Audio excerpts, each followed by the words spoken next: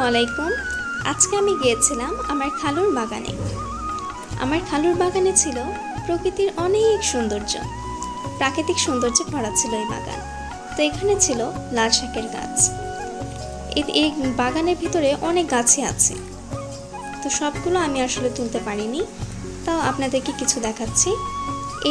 এদিকে এগুলো হচ্ছে পেঁয়াজের গাছ, আর এগুলো বেগুনের গাছ। অনেক বেগুন ধরেছে, বোঝা যাচ্ছে কতটুকু জানি না, তবে অনেক বেগুন ধরেছে। আর বেগুনগুলো সব নিচে ধরেছে, তো এই জন্য ভালোভাবে দেখানো যাচ্ছিল না, তাও আমি যতটুকু পেরেছি তুলেছি ক্যামেরাতে। তো দেখুন, অনেক কিন্তু বেগুন ধরেছে,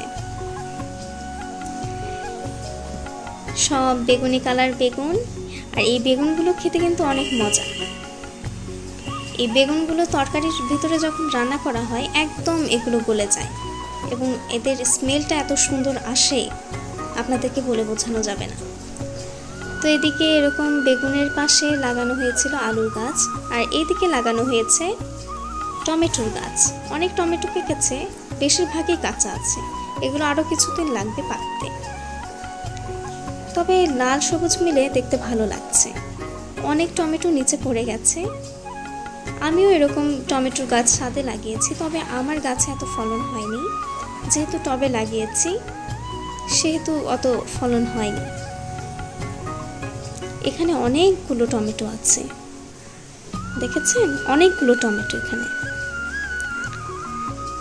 কিছু কিছু টমেটো পেকে গেছে, আবার কিছু কিছু পাকেনি। তো খালু আমাকে বলছিল যে তোমার কতগুলো টমেটো আর বেগুন লাগবে, এখান থেকে তুলে নিয়ে যেও।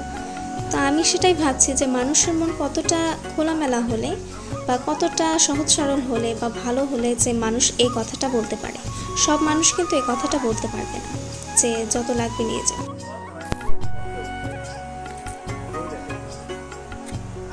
এদিকে আরও অনেকই বেগুনের গাছ ছিল। এই যে দেখুন, এবার একটু ভালোভাবে দেখাতে পেরেছি মনে হচ্ছে। অনেক বেগুন ধরেছে নিচে। নিচে যদি আমি আরও নিচে নিয়ে যাই মোবাইলটা, তাহলে আরও ভালোভাবে আপনারা দেখতে পারতেন। তো আজকে এতটুকুই। ভালো থাকুন সবাই। আল্লাহ হাফেজ।